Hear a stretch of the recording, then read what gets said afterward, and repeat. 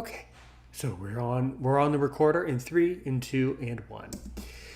Welcome back, everyone, to another exciting episode of Aaron's Opinion TV. However you listen, however you watch, welcome back. We are joined by our next guest today. Our next great friend, Eren Swanepoel, joins us from South Africa. So let's dig into the life story for the next hour, and let me just ask you the famous question: Who is Eren Swanepoel? Hello, good evening. Well, in South Africa, it's now after 11 in the evening. And yeah, Aaron Swanepoel is a South African citizen. I am visually impaired, and my hobby is radio amateur.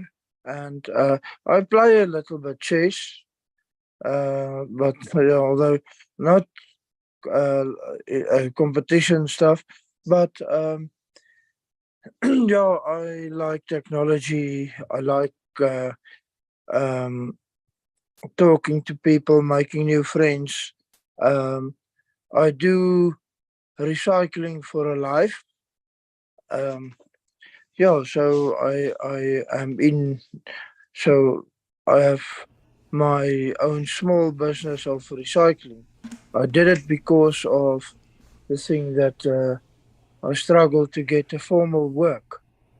So I started the recycling around about 5 years ago. And I like to create things, to do things with my hands. And I've been in a school for the blind, pioneer school, in a small town called Worcester in the Western Cape in South Africa. The Western Cape province. There's a small town, Worcester, and there is a school called Pioneer School. So I went there to get educated. So that's my school, and then after that I went to Optima College. Optima College is a college for blind people in Pretoria, and there I did some skills in computer, learning to work a computer as a blind person with a screen reader and yeah, on different uh, devices. But yeah, and the computer help a lot with radio amateur when you have to fill in your call book and all that stuff. And yeah, there's a lot of other stuff that blind people also can do on a computer. Um, it's Windows, yeah, and later on, uh, uh, like I said, 5 years ago, I had to start my own recycle business because of the thing that I struggled to find a job in because I did telephony, like answering phones and putting calls through and uh, taking messages and all that things. So I couldn't find a job in that line, so I changed my career and I'm doing recycling at this moment. Yeah. So yeah, this is Aaron Swanepoel. Okay, well, nice to meet you, and nice to have you on the show today. Welcome to the podcast. So, Aaron, what is your another interesting question to kind of build the foundation? So, were you born blind, or did you become blind later? Now, in my case, I forget if I mentioned it. In my case, I was born blind with glaucoma and a congenital heart defect, and now I have some usable vision. What about you? Yeah, luckily I've been born blind.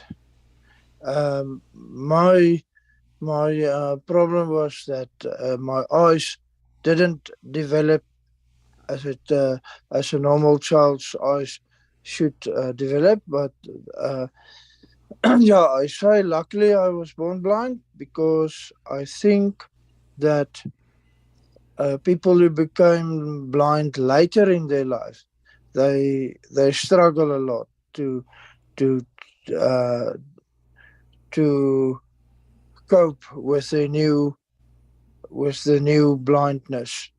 So yeah, and as a blind child, uh, I was also running around like other children, running against stuff, running into a tree or running into buildings and stuff. But later on, I discovered that maybe I must take things a little slower. So yeah, I can still walk fast. I when I'm in the street. Uh, And yeah, normally in South Africa you have to wear, if you are a blind person, you have to wear a white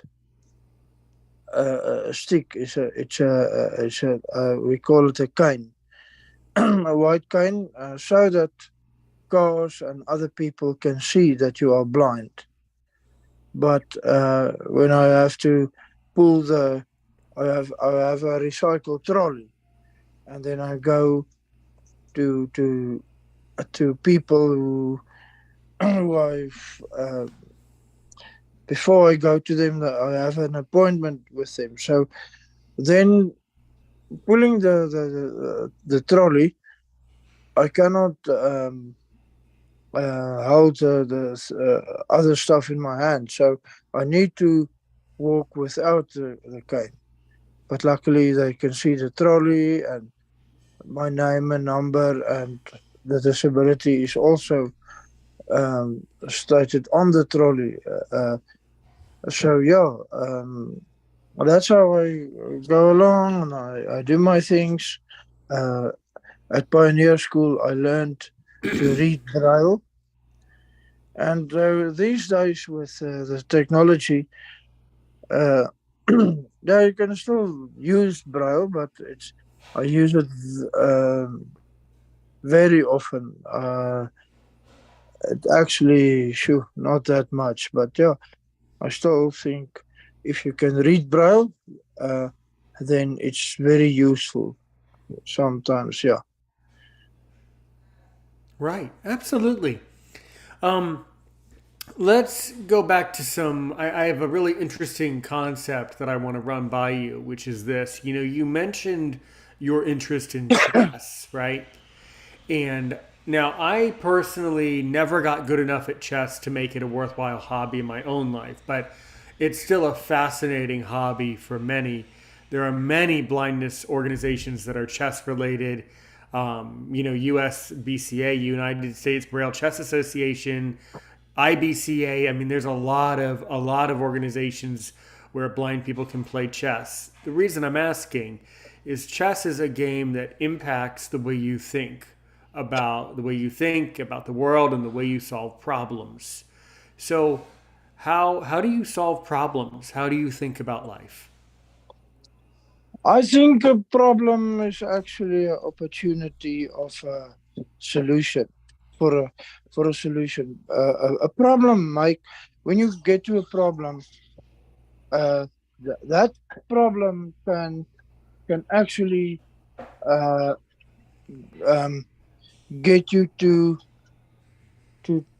think about things, to to to to create many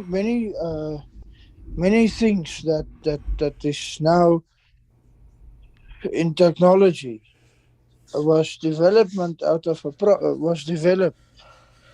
problem. So that's why I believe that the problem is actually a opportunity to a solution. You're very wise. You're very, very right. Yeah. So let's really break down the ingredients of some problems that we see in our lives right now. So, what are some problems that you personally see in your own life and in your own community that you would want to solve? Yeah, If I understand your question correct, yeah, Mm-hmm. there's a lot of things that if you want to feel sad about stuff, then there's enough reason to feel sad about stuff, or to to moaning and groaning and stuff. But as I said, looking at the solution, looking for a solution to a problem is actually what make people live. And I see myself as in my community as just another person making a life. Um, because actually, to me, blind people is nothing special.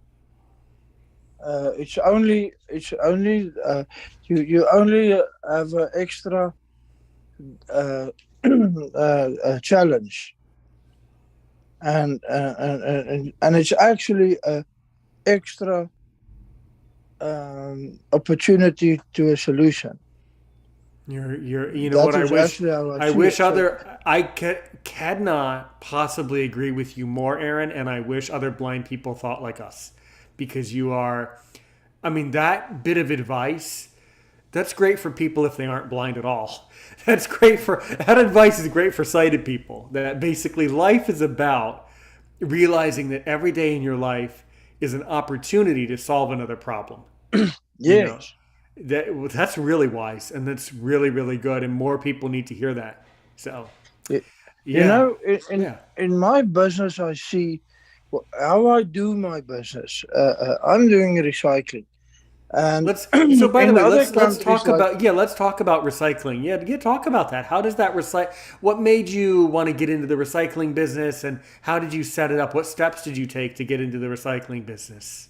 I will be honest. Uh, Recycling is easy money. It's an easy income. It depends on how you look at things. Okay, it's not a very great income. It's not a big income like lots of money and stuff. But uh, if I have a saying, and also teach my wife and my children this. Uh, if you want to play a certain musical instrument, say let's use a guitar, and you started fiddling with that guitar, and you play a note or two, and you keep on toggling that snare of the guitar. Someone is gonna either come and stop you, or someone is gonna say, "Well, isn't there a way we can make it sound better?" So I see the I see the recycling in that way. Um, People will, when they see you want to do something, they will come and they will help you. Other people will talk bad about what you are doing, because in South Africa, um, recycling is one of the lowest income, and it's really poor people who do recycling. But it's the way you look at things. It's the way you. So I have another mindset, and even my brother, even other people, they don't understand. It doesn't matter what the income you get. It's it's your attitude towards life, because people will see what you are doing, and they will come and say, "Well, let's make it better. Let's make it." Some people uh, who don't care for you, they will just go go by. They will just go away. Other people, they will see what you try to do, and they will give you a helping hand, and I never in my life, I never had to beg for money. I never had to beg for money. I never had to beg for recycled stuff because my business, philosophy of my business is that I come and I take the stuff that you don't want and I put it with other stuff other people don't want and I make something of it. And and then another thing, you must be proud of yourself. So when you are proud of yourself and when you are proud of your business, you must you must live up to that standard. So uh, when you put stuff in my trolley, it must be clean. It's not to say that well, it's stuff that you want to throw away, and now it can be dirty and it's some. No, it must be clean because I have respect for myself. And if you don't have respect for me, then it's better. It's better that you keep your dirty stuff to yourself. And it's not a thing of that I'm ungrateful. What is I'm not very good in English, but it's not a thing of that I don't. You're doing Uh, perfect. Your English is perfect. You're doing perfectly. yeah, Yeah, no, you were it's right. not a thing that I'm not Ungrateful's not grateful. the word. I'm Yeah, very go ahead. grateful for Right. people who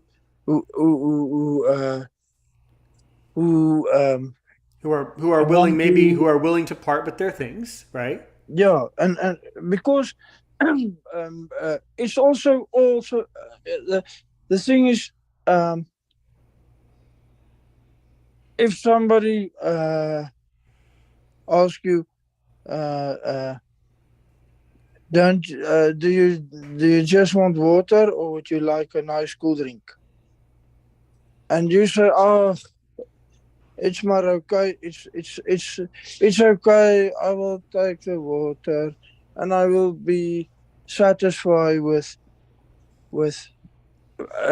it's fine, but sometimes people want to help. Sometimes people want to see that you're still proud of yourself. That it's not proud in a way that in a bad way, because I'm also a Christian. I believe in God, and in Christianity, proudness is if you're so proud that you cannot pray to God and if you cannot um, have Him in your life, then proudness is a wrong thing. But you can be proud of who you are, and because you can be proud of you, you're God's child, and He loves you, so you must love yourself. So so um, so I teach my children we don't have to steal stuff because our heavenly Father is the King of everything. So we are King's children, and I also think many people is King's children, but they don't want to accept it, or maybe they don't know, and then then they start stealing and they start to do wrong stuff, and I really think that is the problem with people who don't believe. But that is another long topic. But my philosophy in life is that you before you can love someone else, before you can have something for somebody else, you must have it for yourself. You must look in that mirror and you must say, "Hey, I like this guy. I like this guy which I'm seeing now in the mirror." And if you alone, the only person who is with you uh, is you and yourself. So you must love yourself, and for your whole life, you deal with yourself, and that is why when you do this recycling and you get stuff from people, leave the dirty stuff, take the clean stuff, because you love yourself. You are. It's not that you're better than somebody else, but you love other people and you love yourself, and you have respect for yourself, and you have also respect for other people. So yeah, and when I put the stuff together and I take it into the factory where they refurbish the stuff, where they melt all the cool drink bottles and all that stuff, my stuff is clean.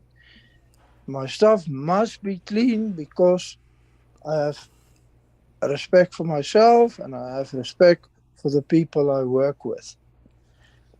And yeah, and always be friendly to people.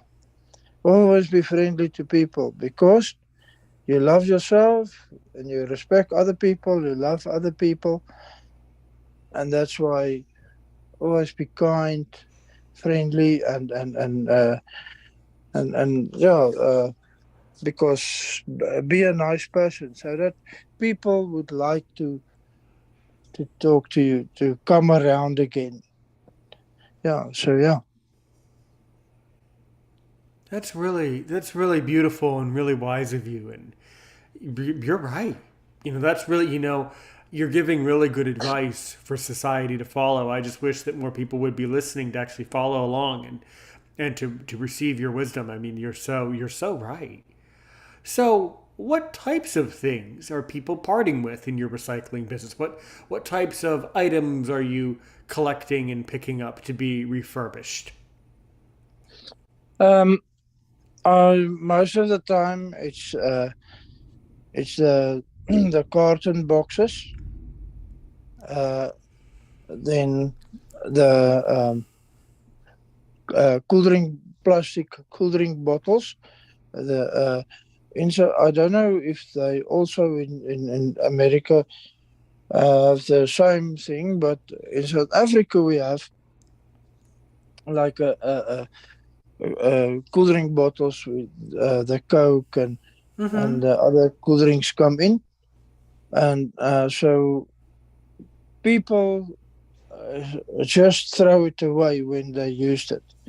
But then I collect it, and it must be clean, as I say, and um, then then I put it together because other people don't have the logistics logistics to put all the stuff together.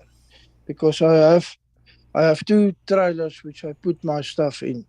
So it's the plastic bottles and then the tins, the tin cans like cool drink, uh, the cool drink cans, beer cans, and then you get those hard cans which they put the coffee in, or you get food, um, pre-cooked food in tins. Um, yeah, so all that type of tin cans I also collect, and then also paper, but only the white printed paper. So, for instance, a company have lots of the statements, or lots of the old documents, and they want to throw it away. Then I take it, and I take it in a safe environment, so that because lots of that documents is like confidential, and people don't want to some just uh, put the confidential information like bank statements and all that stuff in anyone's hands. So So what I do is I will will if they don't like it to be in a state where people other people can use it, then they can put it through a shredder and make it in small pieces so that all the information is damaged, so no one can misuse the thing. So yeah, because one must have respect for other people. You must still remember that it's also always other people's stuff that you are working with, and yeah, that's what it must be safe. So yeah, that is basically what I recycle. That's very interesting. And then at the end, does this company, when you take it to the plant to be traded in, do they give you some rand, some money, based on how much you bring back, or how does that work? Yes, yes, you get paid per kilogram. Um, you get paid per kilogram, like a certain amount of rand per kilogram. It differ. And the interesting thing about this is like like a money currency. It can also go up and down. So what I teach people and what I teach my children and my wife also is uh, see the recycle stuff that you work with, see it as money. It is a currency of its own, because okay, and it depends on it depends on the the the whether people need the stuff, or they or the I know the Afrikaans term of it, but I forgot now the English way to say it. But um, um, if there's Afrikaans people listening, it's vraag in aanbod. Um, Here, wait. it's like, Our great friend Latabo is also here in the room. Do you want me to ask him? Here, do you want me to unmute him? Maybe because I think maybe he'll understand what you mean. yeah, vraag and in aanbod. It's like, well, I can explain it like that. It's you have something, and I have lots of it. So, and other people also have lots of the same thing. So so the price will be lower because you can get it Right. at lots of places. Sure. But So let. if I have if I am the only person that have the stock, then Mhm. I can Mm. set the price. Then I can make my price higher.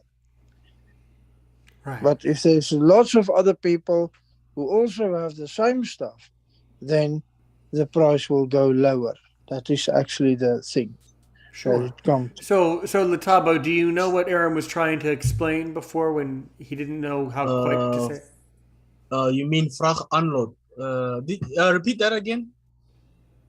Vraag in aanbod. Vraag en aanbod. Yeah, it's like when Mm. I have lots of a certain thing, Mm-hmm. and so I can set the price. But if I Oh, Oh, okay. I if know. Okay, wait. Are you talking about supply and demand? yes, yeah, yeah, Yeah, I supplying, guess he's talking so about it. supplying Yeah. and demand, yeah, Cool, cool. Here, Mm. supplying and let's demand. welcome. Okay. Whoops, or not? Okay, maybe not. Yeah, yeah, Someone just yeah. joined the That is meeting. a Someone just joined the meeting really quickly and then just darted out all of a sudden. I guess they got nervous. I guess. Someone joined for like 1 second and then got scared and then backed out. I don't know who that was. Yeah, that's Mm. interesting to study the supply and demand Yeah. of that. Definitely, yeah. Mm-hmm. Mm-hmm. yeah. So supply and demand. Thanks for helping me Yeah. there. So yeah, it's all about supply and demand, because it's not just old stuff or rubbish, Mm-hmm. as they call it, or garbage. No, it's clean stuff, and people can use it. So with plastic bottles, for instance, Right. they they melt they melt the plastic cool drink bottles, Mm-hmm. and they make stuff out of it. They make plastic chairs. They make plastic pipe. They can make plastic, maybe a plastic cup or a plastic bucket, or and you will see on the item, when you buy a plastic item, it will say made out of this and this and this. So Right. so there's lots of stuff that can be refurbished when they when you do recycle stuff. Sure. Sure. Okay. Well, interesting. Now, what has been the most craziest or the most unusual item you've ever tried to recycle? Yeah, the most unusual thing. Sometimes you get really funny stuff in. You get like uh, computer keyboards. You get Mm-hmm. you, my one friend who also do recycling. He one day found a laptop between the recycle stuff. The people just throw the laptop away, and then That's just when he weird. switched the laptop on, it worked, Of and course, he that just is the need to. silly. That's just silly. Why didn't the Yeah, people realize? Hey, wait a minute. If I don't need this laptop anymore, someone else will love it, and I should just give it to them. Give it to someone else who needs it. You know? yeah, Yeah. but you see, many times they throw it away. They shouldn't Why? throw it away in the dustbin. And I know other countries. They have different places where when they come and take your stuff away, when you put out your dustbin, then there's different containers for different stuff. But in South Africa, it's not really, it's not taking place already. So you have informal people who come and they will come and look in your dustbin for stuff. But me myself, I make an appointment if I know if I know of yeah, my friends and other people. They let other people know. Call Aaron's because he will take the cool drink bottles, or call Aaron's, he will take the carton boxes. So I also do advertisements like other businesses will do. So I like to use WhatsApp, because WhatsApp is a very nice way to advertise, because you can make it very personal, and Right.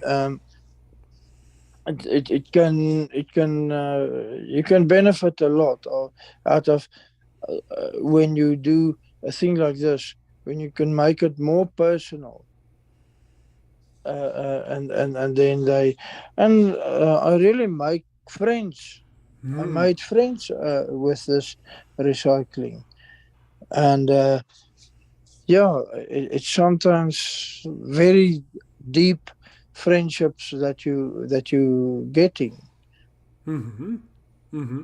So Yeah. yeah, Well, that and on top of all of that, Aaron, it sounds like that's fun. It sounds like it would be fun to go around a community and go up to someone and say, "Hey, man, do you have any stuff to recycle?" You know, it's not that sounds like fun, actually. Yeah. yeah, Mm-hmm. it's you see, and uh, I and you must, I believe that you must give back also to the community. So Mm-hmm. we also have a like a, a community a community police system. Right. It's actually where people uh, get together. They have small radios like the security radios. It's almost the same concept, but it's a small radio, and then when they see something when they see something wrong in the street, they can call in and they can Mm-hmm. ask for help. Or That's right. the other day, yeah, I don't want to brag about it, or I But actually you believe can that brag about it. You can brag about it on my show. Go ahead. I actually believe that I am so grateful that I had the opportunity to help that person. Right. So I am part of that community thing. So I walked with my radio, and then there was a there was a person. He stay on the street. He don't have a home He's to homeless. stay, and his leg was broke, Ooh la la. and he laid on the sidewalk, and then luckily he saw my radio, and he called me and he said, "Ach, can you please help me to to get the ambulance to take me to the hospital?" And I could call in to the control room, Mm-hmm. and I gave the information, I gave the address and the corner, the street where we are, Mm-hmm. and the ambulance could come and pick him up. Excellent. So, So yeah. even although I do recycling, I but I still believe that you can also take part. You can play your little role in life. You can do a small thing, but it can be a big thing for somebody Sure. else. Sure.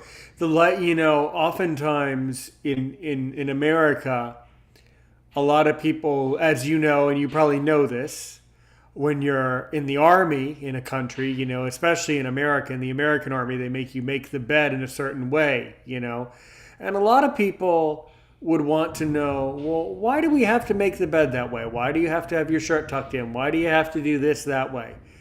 Well, because and it's a social joke amongst the American community too. It's a cultural joke and a social joke that's told amongst patriots and people who support the military, like I do, or people who were in the military, which I was not. But oftentimes people always say, "Well, why do you have to make your bed a certain way each morning?" And then we say, "Well, there's two reasons." No, number one, because the little things in life matter, as you said, Aaron. The little things in life matter. Number two reason, second reason you have to make your bed a certain way every day is if you have a horrible day, at least you have a bed to go back and sleep in. But so that's kind of the logic behind that. And this whole concept of security and a security force, we don't really have it in the States. We have it in France, where I've spent a lot of time and I've seen it before. In fact, sometimes it's incredibly saddening to me, Aaron, but in France, my favorite country, when people have a mental illness or when they're homeless, there's not a lot of help in France. And sometimes what the homeless and mentally ill people will do is they'll go outside, stores and like harass people for money and like steal from people. And I actually saw it happen. I saw a security man. What they'll do in France is the security officer in France will go up to the person, the homeless guy, and they'll basically say it in French. They'll basically say, "Hey, man, you need to leave here. You're bothering people. You're hurting people. You need to stop, or you need to go to the doctor, right?" And then the homeless person gets all angry and frustrated, and then you see the security man. What they'll do is they'll get into their car, and they have a radio similar to the one you have, and then they'll either call for help, or things like that. And that way, the real responsible people come. But a lot of times in France, they just pretend to call the authorities, to try to give the idea, hey, we're just trying to scare you off and you need to go get some help. But I've seen that before. In America, we don't really do that. it's just not socially appropriate. You know, we don't really get involved in security unless it's your job, and then you can do it. But would a person help out as a good Samaritan? Occasionally, but pretty unusual. Yeah. Yeah, you see, this thing is it's a community thing. So Yeah. uh, you can, for a small amount, you can be part of this, but there is rules um, that you must do, because you must remember that it's in our country. People's rights is very it's a very great thing, and um, so it's actually there to help the community to to to uh, to to to make sure that the community is safe. And um yeah, and um, not all the people who stay on the street, or they don't have money or whatever, not all of them will steal or will hurt other people. Certainly, certainly Yeah, not. No, no, certainly not. I came across. I had a situation where some of them, they, because I'm blind, they run out of the trolley and they steal some stuff out of the trolley. But it's not it's not it's not disturbing me too much. So if I don't No, want that's them not. to You know what? steal, That's not terrible. That's not terribly serious. I mean, that's wrongful, but that's not serious. yeah, And here's why. yeah, This is going to sound kind of silly, but considering that your recyclable material will be reused anyway, it's almost like a public good. So yeah. philosophically, I don't know if that's not necessarily Yeah, that's not necessarily stealing. but Yeah. yeah, and if you don't want them to steal it, then just make a plan to cover the stuff and to make it safe. Because it's still your stuff, because you put the effort in to. But Hmm. yeah, it doesn't bother me too much, That's and good. That's good. because Hmm. and I think to worry too much about stuff that can get wrong, or that stuff that can get lost when you're on the street. Yeah, it's not necessary to worry, because um, I will always get new stuff, so it doesn't matter to me. I would rather yeah, if I don't want them to steal the stuff, I would rather cover it with something, or because we have bags that we use. It's a big bag, and you can fold it up so that people cannot take stuff out. But yeah, and then I think uh, uh, if they know you, and if they know you are a caring person, they won't always take your stuff. But yeah, it differ from situation to situation. But yeah, Right, right, sure, sure, sure, sure. Absolutely, that is all extremely interesting. Yeah, yeah. What are some of your hobbies that you enjoy doing? When you're not um, running your recycling I business. like the radio amateur stuff. Yeah. I like playing with radios, but Mm-hmm. also I like to make things. I like to um yeah, I like working with steel. Okay, I cannot do welding and that stuff, but I like Mm-hmm. to put things together and do a little bit maintenance. The other what I like a lot is playing with uh, solar energy. Uh, Ah. and the other day I made like a geyser that work with the sun. Hmm. So I don't know in your country, but in South Africa, during the summer it can get quite hot, and then but people, they still want to use warm water to when they want to take a shower, when they want to take a bath or a shower. So and just for my um for the to provide for ourselves, I made a small um a solar geyser with a I took a black pipe, like a pipe in the garden, which you use to put water for your plants. So I I made it in a row, but flat on the roof.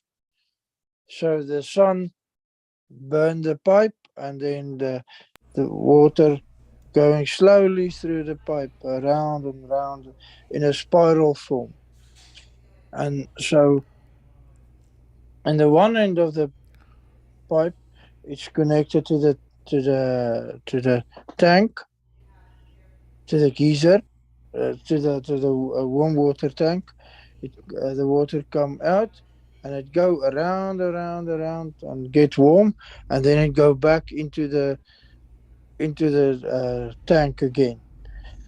So it can get quite hot. It can go up to 80 degrees, Yeah. 80 degrees Celsius, and yeah, and it can get quite warm, and so that is what I was playing with. So that is one of my interests, to because I like to play with stuff and see how things work. How can things work? And I believe that yeah, you must always have a dream.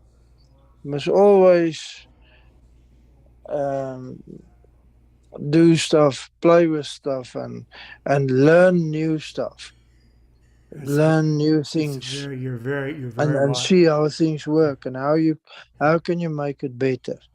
You're so right. You're so right. Well, we've been speaking for a while. As we get to the end of another great episode today, do you have any, final questions that you really want to ask me, to really make me sweat to see if I'm worth my salt as a podcaster?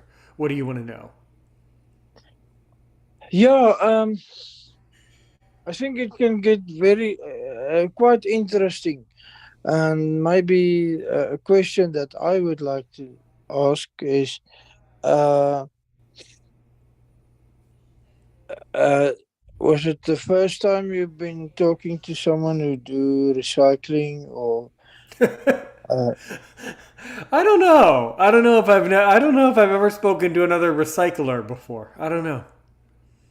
I don't know. okay, so maybe this was the first one.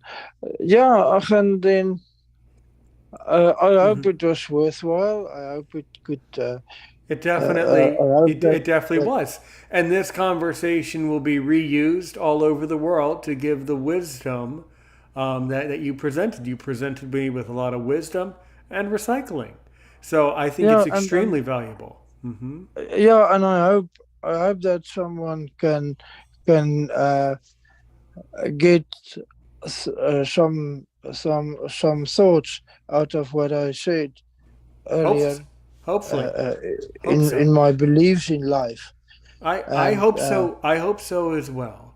So yeah, and I would like to wrap it up today. But before we do, if someone wants to get in touch with Aaron Swanepoel, how would they do that?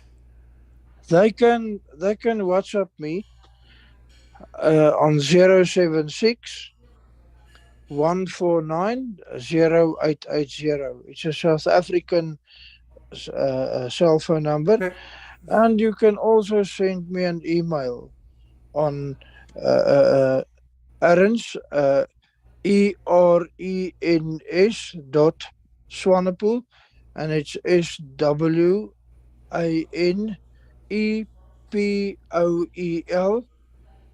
at gmail.com. And yeah, it will be nice talking. And what I want to say to people is my I think the biggest thought and my last thing I want to say, my advice is love yourself, because you are with yourself for your whole life, and then you will know how to love other people, and respect yourself and respect other people, because love and respect go together. Absolute beauty. Thank you so much. All right, I want to get going, but I just want to say thank you so much for an absolutely magnificent episode. I'll take it away today. I do need to go to my next thing, but I want to say thank you so much for joining us today, Eren. You're forever part of the Eren's Opinion family. And if I ever have recycling matters, I'll ask you. I'll ask your opinion about recycling. All right. So thanks so Yes, much. Thanks so much. Thanks so much, everybody. Please listen to Aaron's wisdom and Aaron's information, because he gave a lot of good advice about moving through life. I think that was really beautiful. Take care, thanks for everyone. the On the opportunity. you're forever welcome here, man. Thanks so much. All right, guys, on the audio, stay safe out there. As we like to say, help one person today, help 1 million people tomorrow. If you're still watching on YouTube, we just want to say thank you so much for joining us. Like it if you like it. As Dustin Lindbergh will tell you, dislike it because it helps it to move up anyway. Subscribe to the channel, turn on push all notifications and all of that so you know when we're going to go live next. Aaron Swanepoel, South Africa, thanks so much for joining us. Stay safe out there, everyone. We'll catch up later on WhatsApp, guys. Take care. Stay